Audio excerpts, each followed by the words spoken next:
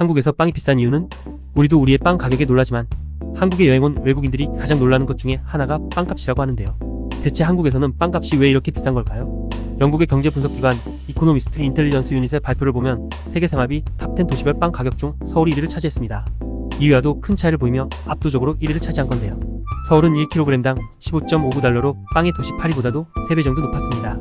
그리고 국가 비과 통계 사이트 넘버워에 따르면 한국 식빵 한 덩이 500g의 가격은 2.83달러로 세계 6위를 차지했습니다. 그런데 미국과 스위스 등 한국보다 빵 가격이 높은 나라는 모두 1인당 GDP가 한국보다 2배 이상 높은데요. 예를 들어 한국의 평균 월급이 200만원이라고 한다면 미국과 스위스는 한 달 평균 500만원을 버는데 빵 가격은 비슷한 수준인 거죠. 그래서 수입 대비 지출로 보면 한국 사람들이 빵 가격에 크게 부담을 느낄 수밖에 없는 상황입니다.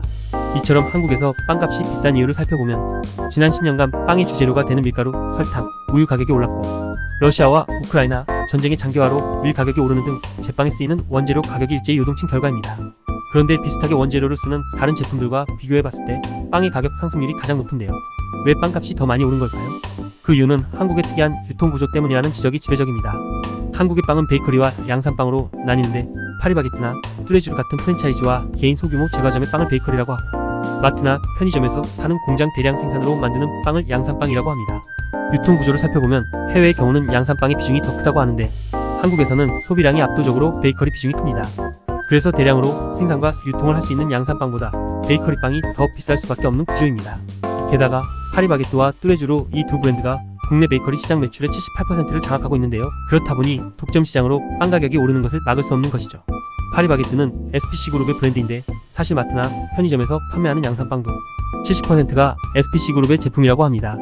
따라서 경쟁자가 없기 때문에 불매운동을 해도 통하지가 않고 SPC그룹도 별다른 변화가 없기에 크게 달라지지 않습니다. 이러한 독과점 시장의 문제는 한번 가격을 올리면 내리지 않는다는 점입니다. 그리고 우리나라는 독과점 구조 때문에 개인 베이커리가 살아남기 쉽지 않은 구조인데요. 이에 개인 빵집들은 특별 메뉴를 개발하고 고급 재료를 사용하는 등의 차별화 구조를 선보여 색다른 메뉴로 MZ세대에게 인기를 얻고 있습니다. 그러나 고급화 전략을 펼치는 개인 빵집들은 대부분 유명한 상권에 있어서 임대료가 높고 결국 전체 빵값을 높이는 결과를 초래합니다. 그래서 공정거래위원회가 국내 제빵업 실태조사에 나서는데요. 한국의 빵 가격이 복잡한 유통구조 등으로 인하여 다른 주요국 대비 지나치게 높다는 지적이 계속되면서입니다. 관계부처에 따르면 공정위는 이번에 제빵 산업 실태조사를 위한 연구 용역에 착수하는데 제빵업계의 유통 및 가격 결정 구조를 파악하는 것이 조사의 핵심입니다. 부디 이번 용역을 통해 빵값 거품이 사라지고 국민들이 저렴하게 빵을 사 먹을 수 있었으면 좋겠습니다. 빵값 너무 비싸.